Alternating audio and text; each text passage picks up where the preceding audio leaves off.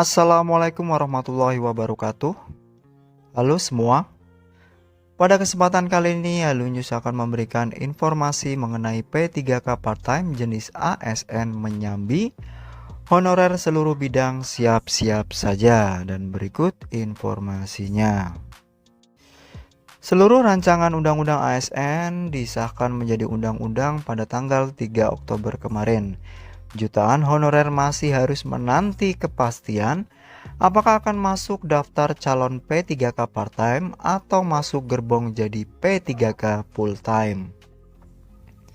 Masa menunggu kepastian itu tidak sebentar, lantaran penyusunan PP turunan Undang-Undang ASN yang akan mengatur mekanisme pengangkatan honorer menjadi P3K diperkirakan butuh waktu sekitar 6 bulan.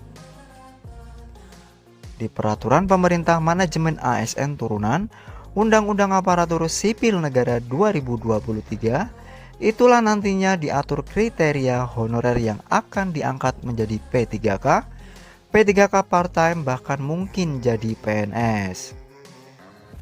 Pengklasteran honorer tersebut sudah tentu berkaitan erat dengan pendapat yang bakal diterima. Berapa gaji P3K part-time atau P3K paruh waktu? Seberapa tebal atau tipis beda gaji P3K paruh waktu dengan P3K full-time?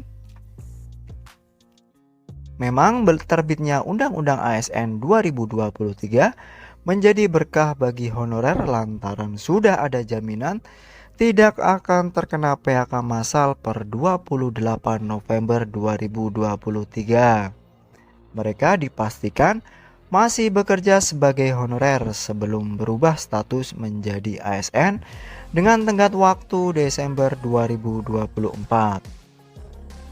Meski bersyukur tidak terkena PHK, sudah tentu para honorer berharap mendapatkan penghasilan lebih besar saat berstatus ASN dibanding yang diterima selama ini. Nah, berapa gaji P3K part-time?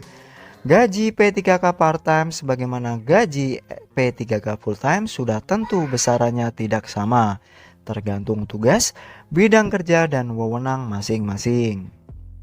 Anggota Panja Rancangan Undang-Undang ASN Komisi 2 DPR, Gus Pardi Gaus, pernah menyebut kisaran gaji P3K paruh waktu antara 2,07 juta hingga 5,61 juta.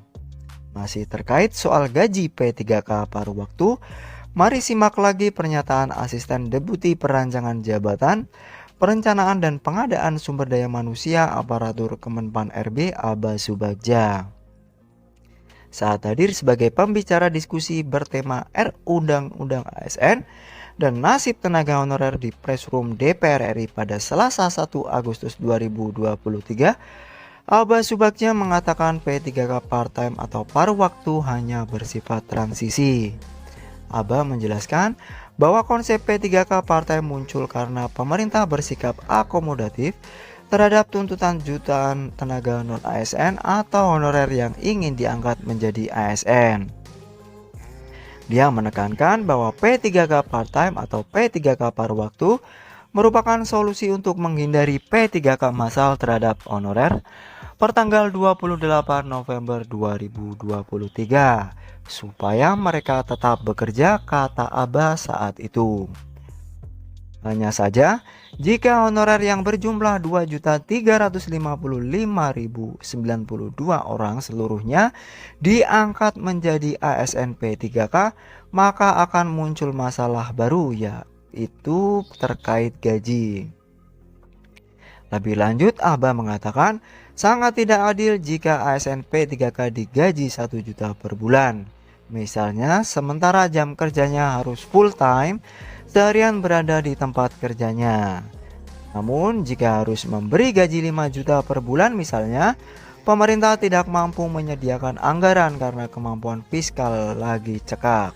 Ya sudah, 1 juta ini transisi kalau kondisi keuangan normal. Yang dimaksud P3 part-time bisa jadi P3K penuh waktu, terang Aba Subagja menjelaskan alasan mengapa ada P3K part-time. Nah, P3K part-time jenis ASN menyambi atau bukan? Sebelumnya, Deputi Bidang SDM Aparatur Kemenpan RB Alex Denny mengatakan bahwa konsep P3K paruh waktu adil bagi tenaga honorer. Revisi Undang-Undang ASN terkait konsep P3K memungkinkan untuk bekerja paruh waktu. P3K bekerja paruh waktu memastikan solusi pendapatan mereka tidak berkurang, tetapi jam kerja disesuaikan agar lebih adil, ujar Alex Denny.